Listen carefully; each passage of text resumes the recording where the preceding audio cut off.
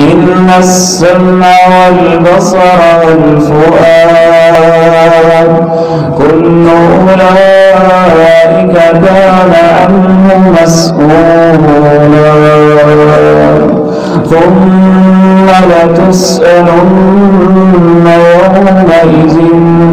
يومئذ عن النعيم.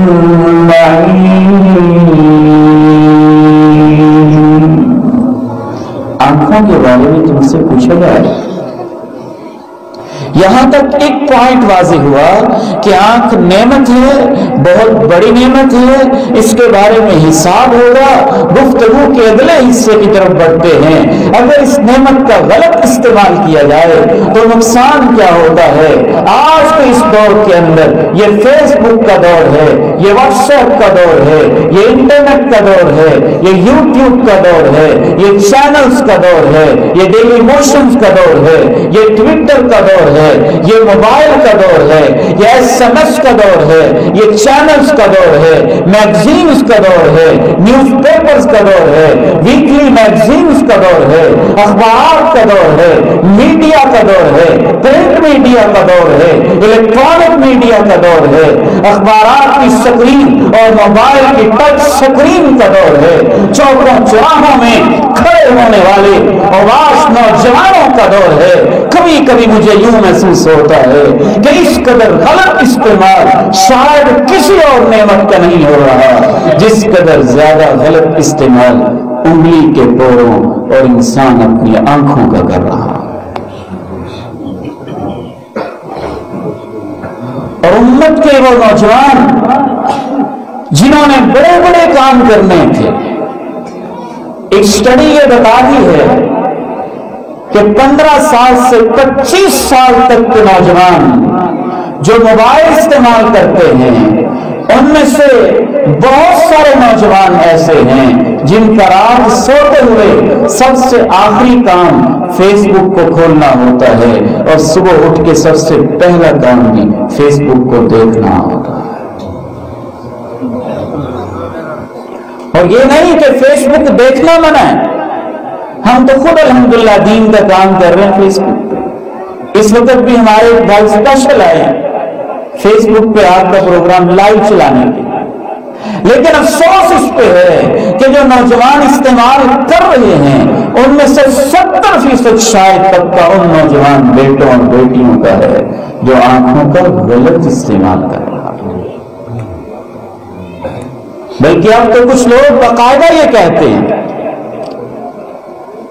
مولوی صاحب اتنی سختی نہ کیا کریں، اگر انسان آنکھوں سے حسن دیکھ نہیں سکتا تو اللہ نے آنکھیں بنائی کس لیے؟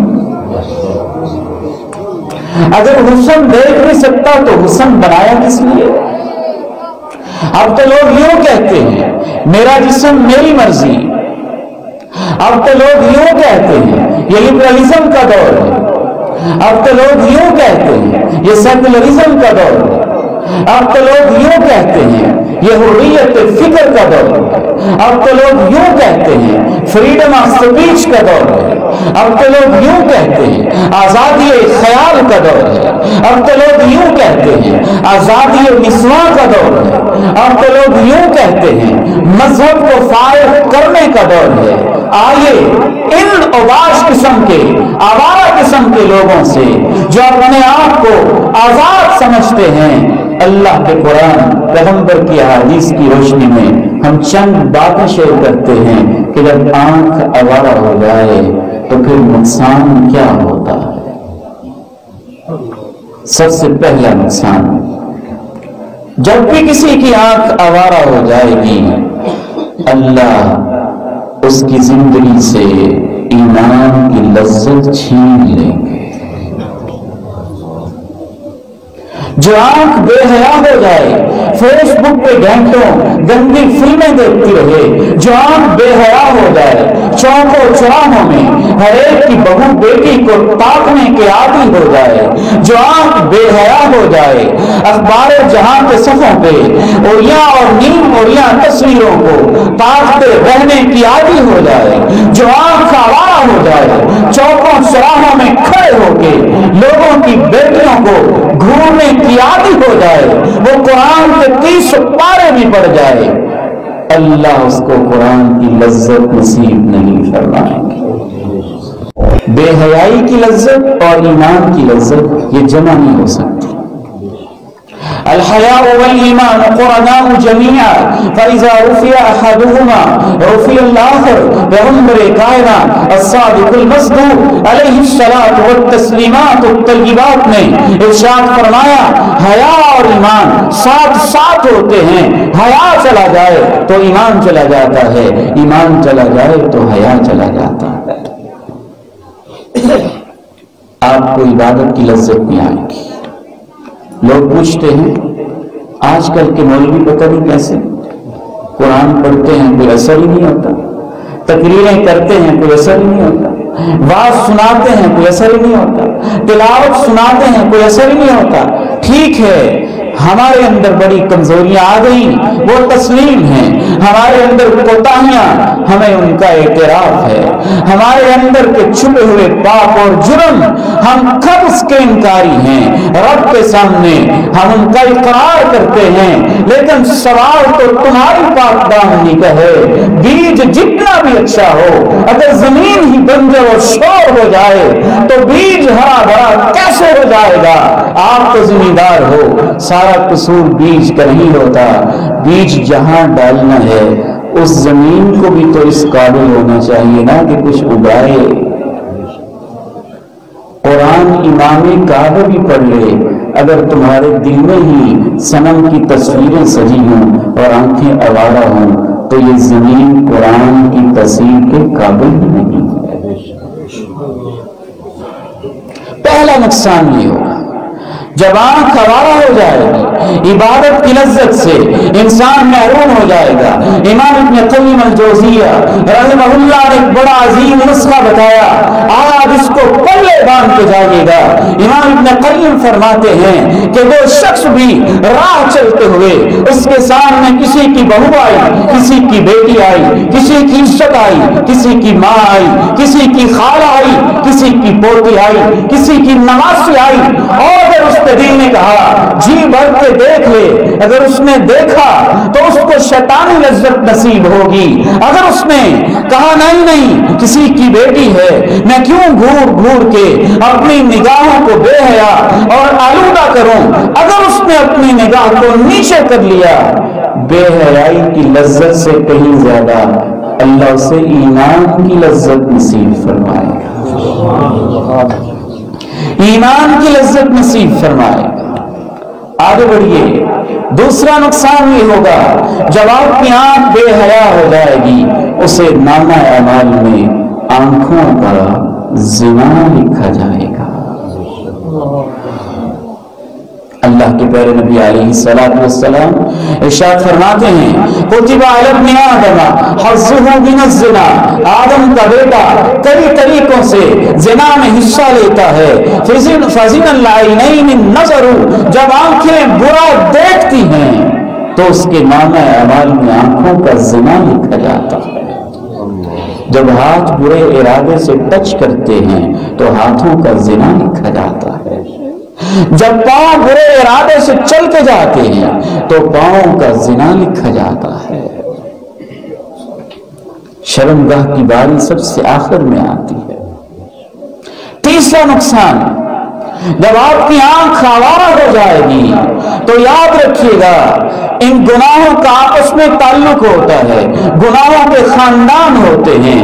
جب آنکھ آوارہ ہو جائے گی پھر آپ سے بڑا گناہ ہو کر رہے گا، اس سے بچنا مشکل ہو جائے گا۔ نظرۃ فابتسامۃ فموعد فلقاء، ہمیشہ زنا کی ابتدا نظر سے ہوتی ہے، پھر مسکراہٹ ہوتی ہے، پھر وعدے ہوتے ہیں، پھر ملاقاتیں ہوتی ہیں، اور اس کے بعد انسان کسی کی عزت کو تار تار کر کے اپنے ایمان کو برباد کرتا ہے۔ اس کا آغاز نگاہوں سے ہوتا ہے۔ حلقہ احباب میں کوئی سیکولر بھی ہیں، کوئی لبرل بھی ہیں، کوئی ایتھیسٹ دوست بھی ہیں، کوئی کولیگز ایسے ہیں، کوئی ملنے ملانے والے ایسے، ان میں سے بہت سارے لوگ ہمیں یہ تک کہتے ہیں کہ مولوی سختی بڑی کرتے ہیں. کیا سختی کرتے ہیں؟ اگر آنکھوں سے ہم کچھ دیکھ نہیں سکتے تو اللہ نے حسن بنایا کس لیے؟ کائنات میں حسن اللہ نے اسی لیے رکھا ہے نا کہ اس کا نظارہ کیا جائے، اور آنکھیں اسی لیے دی ہیں کہ ان سے دیکھا جائے.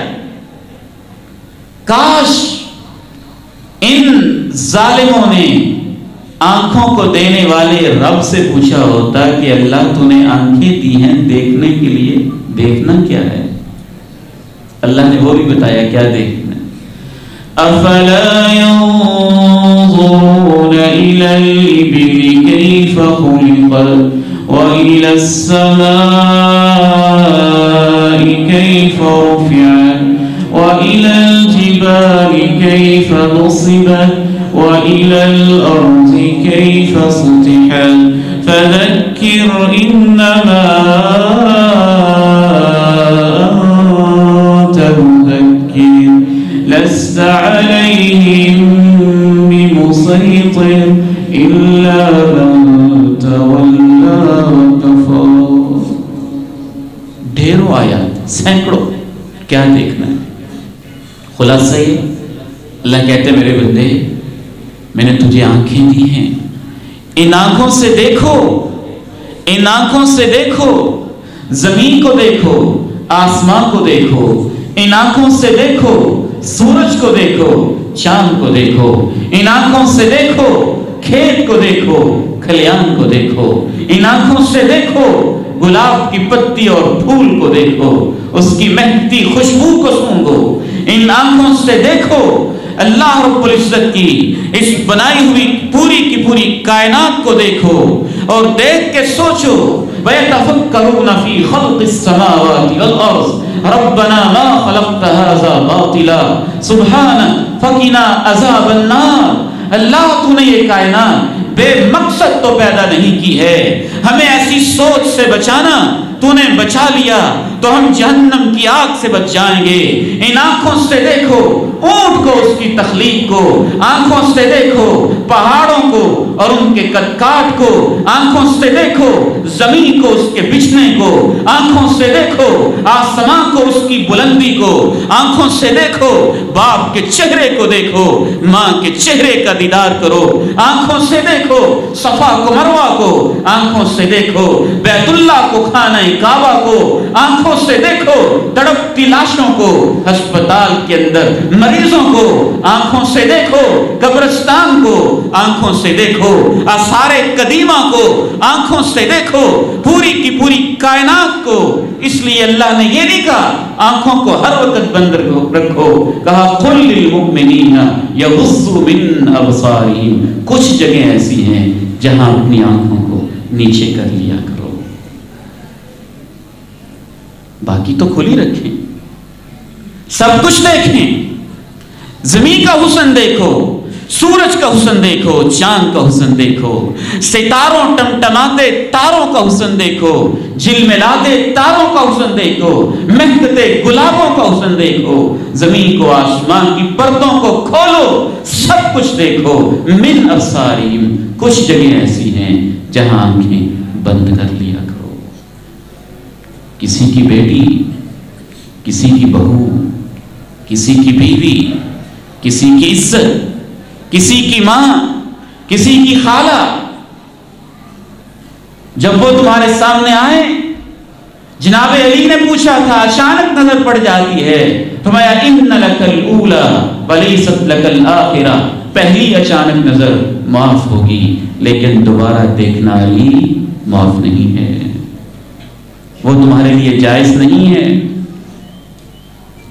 قل للمؤمنین یغضوا من ابصارہم ویحفظوا فروجہم ذلک ازکی لہم. مولوی بہت تنگ نظر ہوتے ہیں، یہ کہتے ہیں آنکھیں بند کر لو، ہم کہتے ہیں آنکھیں کھول لو، آنکھیں کھول لو. تڑپتی لاشوں کو دیکھ کے آنکھیں کھول لو، کوئی اور جہاں بھی ہے، قبرستان کو دیکھ کے آنکھیں کھول لو، کوئی اور دنیا بھی ہے. رب کی تخلیق کو دیکھ کے آنکھیں کھول لو, اس کائنات کا کوئی خالق بھی ہے. ماں باپ کے چہرے پہ سلوٹیں دیکھ کے آنکھیں کھول لو, بڑھاپا بھی ہوتا ہے, جھریاں بھی آتی ہیں. ہسپتال کے بیڈوں پہ لیٹے ہوئے مریضوں کو دیکھ کے آنکھیں کھول لو, دنیا میں کچھ عبرت کے نشان بھی ہوتے ہیں. کوئی اللہ بھی ہوتا ہے, مالک بھی ہوتا ہے, زندگی کا حساب بھی لینا ہوتا ہے. آنکھیں کھلی رکھیں, کچھ جگہ ہیں جہاں آنکھیں بند کر لو. قُلْ لِلْمُؤْمِنِينَ يَغُضُّوا مِنْ أَبْصَارِهِمْ. ایک اعتراض یہ بھی کرتے ہیں کہ اس سے فرق کیا پڑتا ہے, اس سے کیا فرق پڑتا ہے, کیا ہو جاتا ہے, کیا فرق پڑتا ہے, گنتے جائیے گا, کیا کچھ فرق پڑتا ہے. سب سے پہلا فرق اللہ اور اللہ کے رسول کے حکم کی نافرمانی ہوتی ہے. قُلْ لِلْمُؤْمِنِينَ يَغُضُّوا مِنْ أَبْصَارِهِمْ وَيَحْفَظُوا فُرُوجَهُمْ ذَلِكَ أَزْكَىٰ لَهُمْ. اس لیے اللہ نے یہ نہیں کہا ہر ایک سے کہہ دو, کہا ان سے کہو جو ایمان والے ہیں, ان سے کہو جو آخرت کو مانتے ہیں, ان سے کہو جو قبر و حشر کو مانتے ہیں, ان سے کہو جو اللہ رسول کو مانتے ہیں, ان سے کہو جو وحی کے سلسلے کو مانتے ہیں. قُلْ لِلْمُؤْمِنِينَ يَغُضُّوا مِنْ أَبْصَارِهِمْ وَيَحْفَظُوا فُرُوجَهُمْ ذَلِكَ أَزْكَىٰ لَهُمْ. پہلا فرق یہی پڑے گا, اللہ اور اللہ کے رسول کی نافرمانی ہوگی. آنکھیں بے حیا ہو گئی تو دوسرا فرق یہ پڑے گا, کتب علی ابن آدم حظه من الزنا فزنا العینین النظر. اللہ کے پیارے نبی علیہ السلام نے ارشاد فرمایا, آدم کے بیٹے کی قسمت میں مختلف قسم کے جو کوتاہیاں لکھی گئی ہیں, اس کے ہاتھ بھی کوتاہیاں, اس کے وجود بھی کوتاہیاں کرتے ہیں. آنکھیں جب بے حیائی کو دیکھتی ہیں تو اس کے نام اعمال میں آنکھوں کا زنا لکھا جاتا ہے, آنکھوں کا زنا لکھا جاتا ہے. تیسرا نقصان, اللہ کی نافرمانی ہوگی, پہلا نقصان. دوسرا نقصان, آنکھوں کا زنا لکھا جائے گا. تیسرا نقصان, نظرۃ فابتسامۃ فموعد فلقاء. عربی کا شاعر کہتا ہے سب سے پہلے آنکھیں آوارہ ہوتی ہیں, پھر ہونٹوں پہ مسکراہٹ ہوتی ہے, پھر بات چیت کا مرحلہ ہوتا ہے, اس کے بعد وعدے وعید کا سلسلہ ہوتا ہے, اس کے بعد ملاقاتوں کا سلسلہ ہوتا ہے, اور اس کے بعد انسان بڑا گناہ, کبیرہ گناہ, زنا جیسا, بے حیائی, بد کرداری جیسا اس کا ارتکاب کر بیٹھتا ہے. گناہوں کی فیملیز ہوتی ہیں, ایک گناہ دوسرے گناہ کو دعوت دیتا ہے. اسی لیے اللہ نے کہا آنکھوں کو پست رکھو گے عزتیں محفوظ رہیں گی, آنکھیں آوارہ ہو جائیں گی تو تم خود آوارہ ہو جاؤ گے. چوتھا نقصان, کہتے ہیں دل پاک ہونا چاہیے, دل پاک ہونا چاہیے. پردے میں کیا ہے؟ دل پاک ہونا چاہیے. آنکھوں میں کیا ہے؟ دل پاک ہونا چاہیے. فلان چیز میں کیا ہے, فلاں میں کیا ہے؟ میرے بھائیوں, میرے عزیزوں, اس کی مثال تو بالکل ایسے ہی ہے. بندہ کہے دل تندرست ہونا چاہیے, سیب کھانے میں کیا ہے؟ دل تندرست ہونا چاہیے. زہر کھانے میں کیا ہے؟ دل تندرست ہونا چاہیے. نقصان دہ چیز موذی چیزوں میں کیا ہے؟ دل تندرست ہونا چاہیے. فلاں میں کیا ہے؟ جیسے تم یہ جانتے ہو کہ دل تندرست تب ہوگا جب خوراک اچھی کھائیں گے. آپ یہ تو جانتے ہو دل تندرست تب ہوگا جب ہم دل کو فیڈنگ اچھی دیں گے. بعین ہی اسی طرح سے دل ٹھیک ہو گئی تب جب اللہ اور اللہ کے رسول کی باتوں پہ عمل کریں گے. اگر آنکھوں کو آوارہ کر دیں گے تو سب سے اہم چوتھا نقصان یہ بھی ہوگا کہ پھر دل بھی آوارہ ہی ہوگا. سیدھا داغ دھبا دل پہ لگے گا, تصویریں سجیں گی دل میں, محبتیں سجیں گی دل میں, بے حیائی آئے گی دل میں, زنگ لگیں گے دل پہ, پتھر بنے گا دل, ٹیڑھا ہو جائے گا دل, بصیرت سے محروم ہوگا دل. آپ کو یاد نہیں ہے کبھی آپ نے لاش دیکھی دیکھی آنکھوں نے کی، اثر کس پہ ہوا تھا؟ دل پہ۔ بہتے تازہ پانی کو دیکھا، سرسبز و شاداب زمینیں جو چادر پہنی تھی اس کو دیکھا، شادابی دل کو ملی، خوشی دل کو ملی، مسرت دل کو ملی۔ میرے والد گرامی مولانا یوسف رحمہ اللہ، اللہ ان کو جنت نصیب فرمائے، میں اسلام آباد پڑھتا تھا اسلام یونیورسٹی میں، 2-3 ماہ گھر نہیں چکر لگتا تھا، 2-3 ماہ کے بعد جاتے، کہتے بیٹا میں تمہیں دیکھتا ہوں تو میرا دل بھر جاتا ہے، دل سیراب ہو جاتا ہے، غم ختم ہو جاتے۔ پتہ چلا آنکھیں دیکھتی ہیں اثر دل پہ ہوتا ہے، کان سنتے ہیں اثر دل پہ ہوتا ہے۔ اسی لیے امام ابن قیم الجوزیہ رحمہ اللہ فرماتے ہیں اللہ نے ان 3 چیزوں کا اکٹھا تذکرہ کیا ہے، ان السمع والبصر والفؤاد کل اولئک کان عنہ مسئولا۔ کان کی سماعتیں، آنکھوں کی بصارتیں اور دل کی دھڑکنیں، ان کے بارے میں اللہ کی عدالت میں سوال ہوگا۔ امام ابن قیم فرماتے ہیں کہ دل تو سینے میں بند ہے، اس کی جو کھڑکیاں ہیں وہ 2 ہی ہیں، 2 ہی اس کی ونڈوز ہیں جہاں سے اس کو کچھ نہ کچھ پہنچتا ہے، ایک کان کی ونڈو ہے، ایک آنکھوں کی ونڈو ہے۔ جو کان سنتے ہیں اس کا اثر بھی دل پہ ہوتا ہے، جو آنکھیں دیکھتی ہیں اس کا اثر بھی دل پہ ہوتا ہے۔ اور امام ابن قیم فرماتے ہیں کہ یہ جو زبان ہے پھر یہ چمچ کا کام دیتی ہے، جو دل میں ہوتا ہے دل کی ہنڈی میں، یہ پھر نکال کے باہر لاتی رہتی ہے۔ تو چوتھا نقصان ہوگا جب آنکھ آوارہ ہو جائے گی، دل آوارہ ہو جائے گا۔ جب دل آوارہ ہو جائے گا پھر 5واں نقصان یہ ہوگا کہ ایسا آوارہ دل انسان، آوارہ آنکھوں والا انسان اللہ کی عبادت کی لذت سے محروم کر